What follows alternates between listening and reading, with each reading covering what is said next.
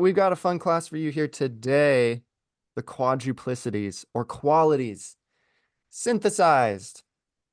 So, all right, so I've got a chapter that I can read here for you, but I'm gonna do my best to like put in my 2 cents so I can hopefully break it down or word it in a way that makes the most sense to you. Um, so we're gonna understand more deeply the qualities because this is really important. And this helps you to visualize the energy. Like Leo and Aquarius, right? So Aquarius is this energy where the sun is at fall. Um, it's in detriment. That's what it's called in astrology because it's opposite the house of the sun, where the sun rules, which is Leo, which is the dignity of the sun. And Leo is the heart, which is a central component to the body. There's only one heart. There's two of a lot of everything else. Kidneys, two lungs, two nostrils, two eyes. Lots of Gemini going on. Lots of twos. But Leo is this one. It's this one thing. It's like there's one king. There's not two kings. There's not two queens. There's one ruler. And and so the energy of Leo being fixed fire, you can visualize it, you can feel it as though there's like a ring, a halo around the sun, but in the center, there's the sun. So there's like a very hot point in the middle. That's Leo. It's like I shine outwards, I affect the circumference, I reach all the way to the end of the crowd over there, the people in the very back, they feel me. But at the closer you are to the stage, the hotter it is, right? So that's the energy of Leo. If you have any planets in Leo, that's that planet's energy. If it's your Mercury, that's how your mind is. It's like very hot in the center, radiates outward. Look at Aquarius at the energy of Aquarius, fixed air. It's the opposite. If you intuitively feel into this, Aquarius is very strong out in the circumference. It's like a tornado. The outer part of the tornado is you'll get flown. You're going to get thrown so far if you get hit by that outer rim of the tornado, but on the inside, it's very still. Sun is in detriment in Aquarius. The sun is not strong in Aquarius. The center is not very strong in Aquarius. So what is Aquarius energy? It's, hey, I'm so focused on the broader spectrum of all of humanity. But at the center, my sense of self, it's there, but it's not, I don't care that much about it. And what do you know? I have Aquarius rising. So everything in my life, like I always bring it to this whole general look of looking at the general scope of how things affect all of humanity. I had one particular example in specific, but I can't remember it right now. Um, because that's the head of my chart, that's my ascendant. So you can understand the signs if you know what the qualities are. The qualities are cardinal, which is centrifugal, fixed, which is centripetal, and mutable, which is vibratory. Motion. 3 forms of motion. Let me make sure I didn't get those two mixed up. Centrifugal and centripetal. Because I always do that. Okay, centrifugal is the apparent outward force on a mass when it's rotated. Yeah, okay, so cardinal is centrifugal. Centripetal is inward toward the hub of the wheel, which is fixed energy, the fixed signs. All right, so this is how the energy moves. That's why Leos are magnetic. It's centripetal. All the fixed signs are magnetic because we're bringing it in towards our center. But centrifugal, centrifugal, few, because it goes few, it goes outwards, right? Yeah, now we're going to remember it. Centrifugal, which are the cardinal signs, Aries, Libra, Cancer, and Capricorn, they go outwards. It's like it's outer energy, which is lovely. That's why I need these people in my life because they get things going. Whereas I'm always like, well, what about, what about? And I bring it in and I concentrate it. But the cardinal signs go outward with it. They blaze a trail. And so when you understand the movements of the energy and then you understand the elements, now you will start intuitively visualizing what these energies are like. and relating them to these different things that we see in nature. And I just want you to understand how deep the psyche is. When you see an open cave in nature, it's gaping, it's open, it's dripping. That's the feminine. And that's how you see it.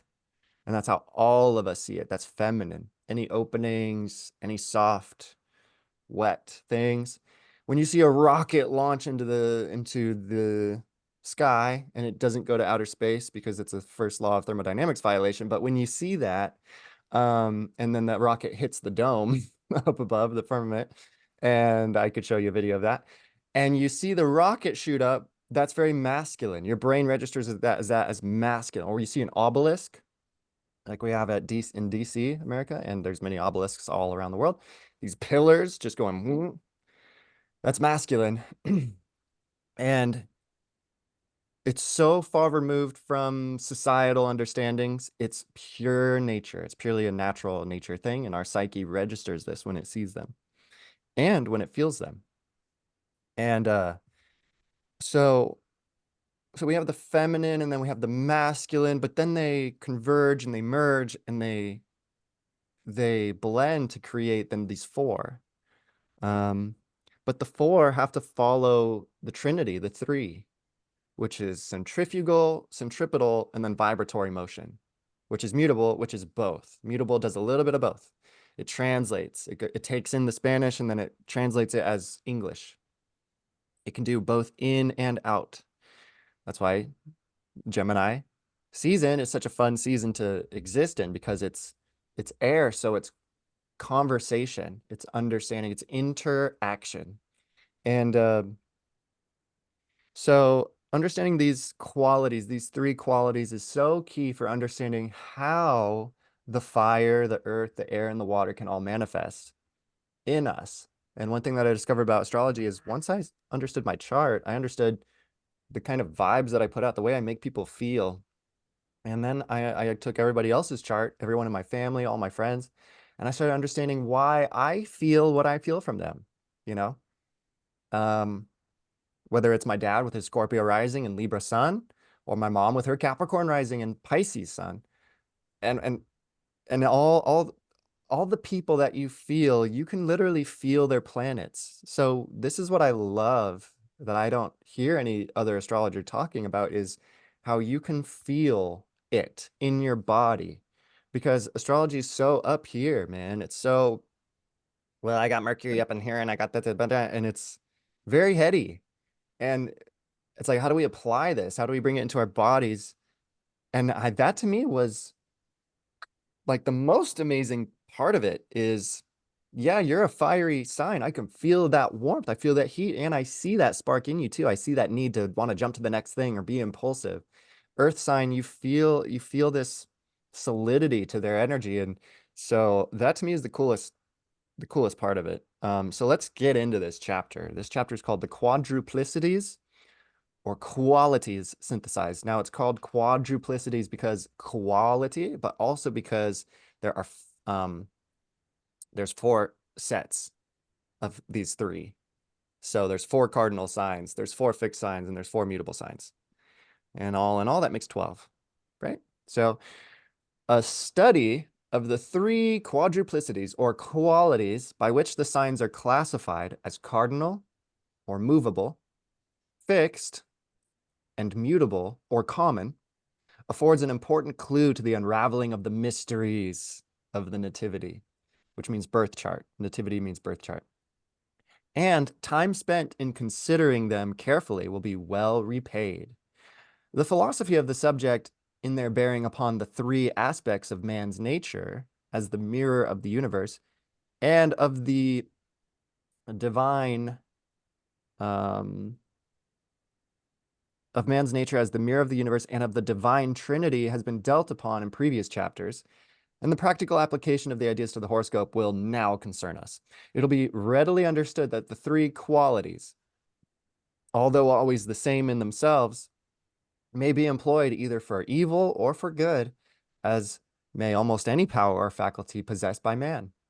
It therefore follows that the manner in which they impress themselves upon a very backward and unevolved soul will not be quite the same as that in which they are exhibited by a highly evolved and well-balanced person.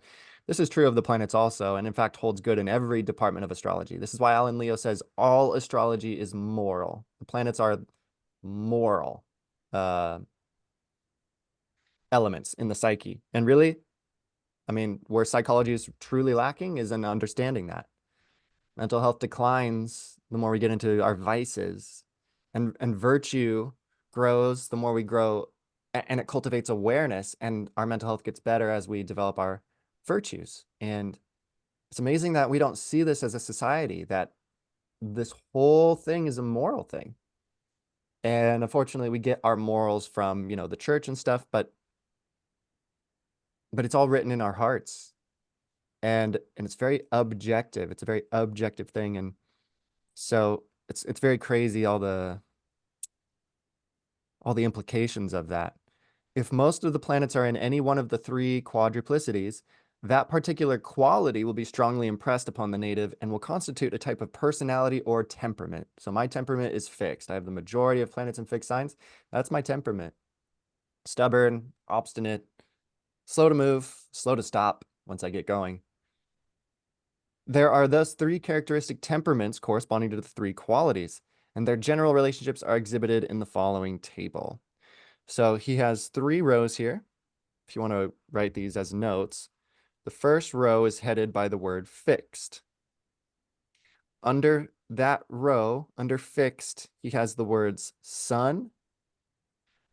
Under that, he has the word will. And under that, he has the word desire. So that first column, vertical column, is fixed. And under that, it says sun, will, desire. In the next column over, he has mutable at the top, at the head. Under mutable, it says moon, wisdom, and thought. It's very illuminating to understand this. Moon, wisdom, thought.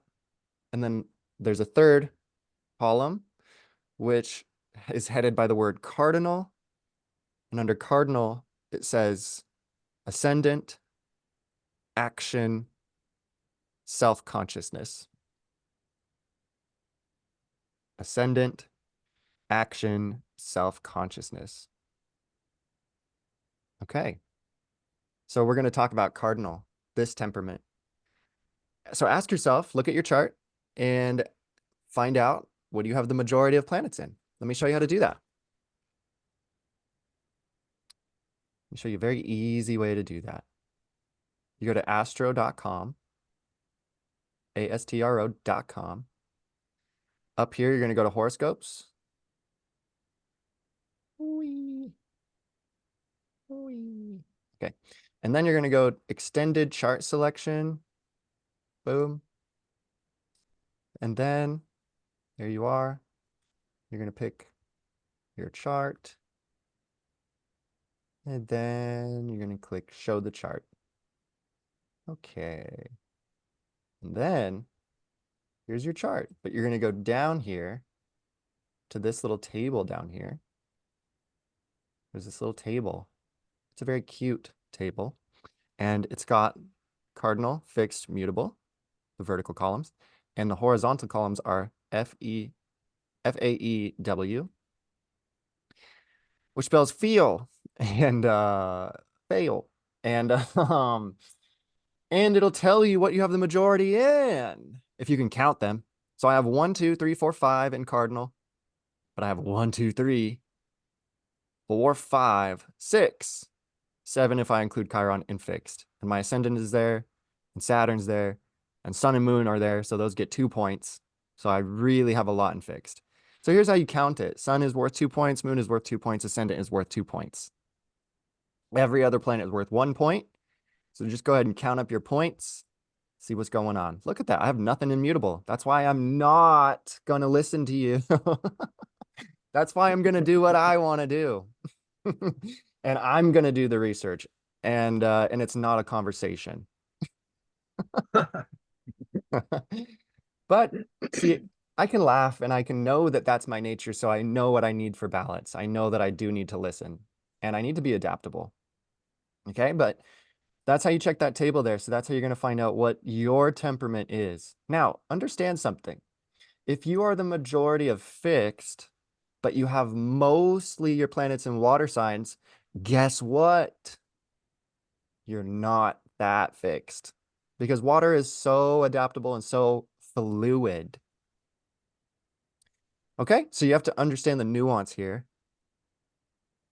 Just because you have a ton of planets in Scorpio, that's fixed water. Yes, you're very stubborn. Yes, it's almost impossible to get you out of your mood once you are in your mood, but you are not fully solid in yourself if you just have a ton of water, maybe a little bit of fire.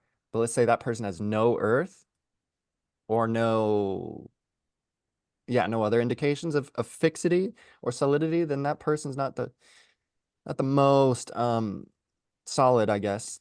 So just understand that. Okay, so we're gonna talk about the active temperament. The active temperament, this corresponds to cardinal, ascendant, action, self-consciousness, is bestowed when the majority of planets are in cardinal signs. This is perhaps the most pronounced and acute of the three groups and stands for energy, activity, change, ardor, enthusiasm, self-consciousness realized in a life of action. Persons with this temperament are easily spurred into activity, either by the force of circumstances or by their own inherent nature. All right. And they generally come more or less prominently before the world because they prefer a life of action to inaction. Generally speaking, their karma requires to be worked out in action more than in feeling or thought. It's like me, I have a lot in fixed, right? So it's going to talk about this. A lot of my karma has been worked out through me thinking and feeling things. That's how I've really gotten to the bottom of a lot of things. But karma in general, if you have a lot of cardinal in your chart, it's going to be worked out in action more than just thinking and feeling. But this activity may be turned in almost any direction according to the kind of horoscope. So the interesting thing about cardinal signs is Aries has an innate uncertainty about itself because it's a first sign. It's a young soul. It's youthful energy. And that's why they have to act so much. That's why they need to impress the world with their actions because then they discover themselves. So the sense of self-consciousness, right, is realized through action. Cancers, they need that family, they need that home tie to give them the security within the culture and also the sense of belonging and usefulness that they're providing children, more citizens to the society. Libra also has an uncertain sense of themselves. That's why it's cardinal air. They're acting into a relationship. They're learning about themselves through the reflections of others and the feedback and the way that their relationships go. It's interesting. Capricorn, then, we have the sense of self that's realized through outer activity in the world, through career, through achievement, through doing things that are useful and of a practical nature for the society as a whole. So with the cardinal signs, we see this. It's not that they're not confident. They can really put on an air of confidence very skillfully, but almost it's that confidence is a compensation for the inner uncertainty, and thus they are spurred into action through karma, through their nature, their temperament, whatever, right? Not so with the fixed signs. With the fixed signs, it's more so we there's this inner sense that we just know who we are. And so that can actually lead to indolence or laziness or just going, well, I'm not going to show my work because I know who I am. So obviously I need to overcome that. I do need to show my work. It's not but that confidence, of course, just carry a certain kind of weight to it. So understand that there. That cardinal signs have, it's an interesting flavor. And even if you look at Aries, Libra, Cancer, and Capricorn, those are the four cardinal signs: self, relationship, home and family, and then career. And that the self is realized through those very prominent departments in life. Okay. So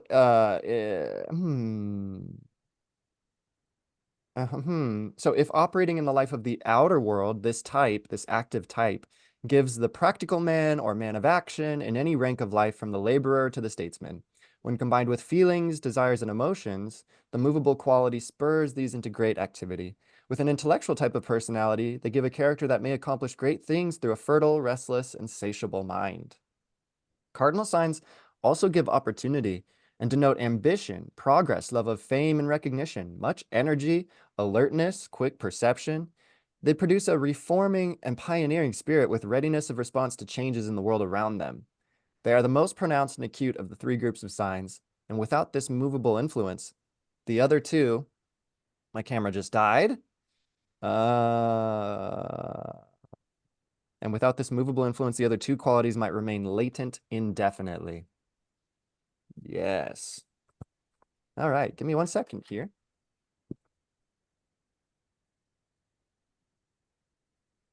Love that. And that wasn't recorded. And sucks. Okay, so the evil side of this temperament, I love this, arises out of its proneness to change without a sufficiently weighty reason. Evil is just ignorance. The root of evil is all ignorance. So we look at evil and we go, look how ignorant they are. So dumb. And from that place, it's enlightened and it's wise and it's loving. And it's not, let's vanquish them, let's kill them all. It's, let's overcome this with awareness, because as our awareness grows, our capacity for love grows. That's why the good side is really good, because we increase the skillfulness of all of our faculties through what we can see and recognize and discern. It's so cool. The evil side lacks that.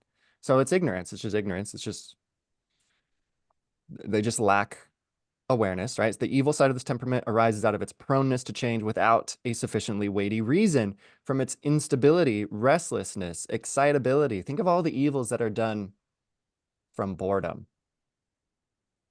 Overactivity, unwise enthusiasm, lack of caution and concentration, insufficient restraint, hastiness, ill-regulated or destructive activity, or a reckless, adventurous spirit. In the early stages of soul evolution, this is the kind of influence that is liable to manifest. But with greater experience, the energy of these signs is turned into work devotedly and untiringly performed. Yajna, or the yoga of action as sacrifice, is the ideal mentioned in the Hindu scriptures that seems to belong here. The nature of the separate signs forming the cardinal group should be noticed if the planets happen to be concentrated in one of them instead of being scattered throughout the group. In such a case as this, also, the planet ruling the sign in which they are concentrated is sure to impress its nature strongly upon the character, no matter where it may be placed.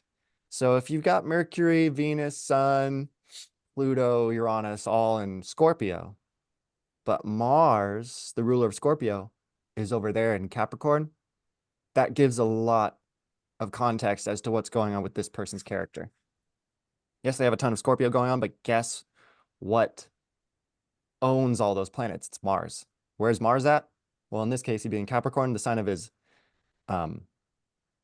exaltation. So yeah, that really indicates a lot of information. So Aries gives impulse, excitability, activity, desire for leadership, or to be at the head of things, assertiveness, also devotion to persons or causes. But there is also some liability to arouse enmity through disputatiousness. All right. Cancer gives more silent ambition and quiet persistence, a conserving of energies, but much inner activity, mostly of the feelings, for the mind is largely swayed by the emotional and sensational element. There is often ability for business or for practical science, and a great tenacity of purpose. Libra, the cardinal air sign, is more cooperative and less separative than Aries. The activity may take a more intellectual, imaginative, or artistic direction in this sign, with devotion to an ideal, which may be embodied either in a person or a cause. Capricorn, our cardinal earth sign, is political, official, or scientific, with strength of will, steady resolution, and ideals that are generally quite capable of being reduced to practice. There is much ambition, a good deal of self-will, and egoism, but also practical ability and a desire to work for the multitude rather than the few, notwithstanding that there is a distinct striving after rank and high station, with its attendant exclusiveness and sometimes a certain amount of snobbery. Extremists of all kinds often have all or nearly all their planets in one of the three groups of signs. And when this is the cardinal group and angles are occupied, meaning the angles, you guys know the angles, right? It's the cardinal cross, ascendant, descendant, IC, MC. Cusp of the first, cusp of the fourth, cusp of the seventh, cusp of the 10th. These are the angles. If you have planets at the angles, that indicates prominent activity occurring in that life. So when when you have the majority of planets in the cardinal group and when the angles are occupied, there's planets there. A more or less public career, for good or ill, is certain. When the planets are confined to one of the other two groups, a marked or very distinct type of personality is produced, each after its kind. What is known as the strong or dominant personality is not always formed in this way, however, for it may be due to one or more planets being exactly on the cusps of the first, 10th, or 7th houses, or to a large number of planets being grouped in signs ruled by one planet only, such as Aries and Scorpio or Gemini and Virgo. This produces a distinct type according to the planets ruling the two signs, especially if the luminaries and the ascendant are involved in the groupings. All right, now we go on to the fixed temperament, but we're going to have to finish this next week. I'm so sorry, you guys. We ran out of time. I had to keep this class at an hour, so um so sorry. Don't have time to just go on the tangents like I normally do and just hang out with you guys after. I wish I did. Um, you guys enjoy this more than Discord, or do you miss Discord, or do you prefer this? What do you think? What do you guys think about Zoom? It You don't it care? doesn't matter to me. Yeah. Mm-mm. Okay. Well, I prefer Zoom, but I'm willing to do Discord. That's fine. It Okay. seems like Zoom's easier to navigate. Mm-hmm. Discord's got a lot of different, like, Yeah. where do I go? Yeah, yeah. I like seeing everybody here, and I don't get to see everyone on Discord. That's true. That's true. I like seeing everybody too. You guys are all so cute. I just want to pinch your cheeks. Okay, I love you guys so much. I hope you have a wonderful, wonderful weekend. Keep in touch if you need anything, and I love you. I'll see you guys soon. All right, bye. Thanks. Bye, everybody. Bye-bye.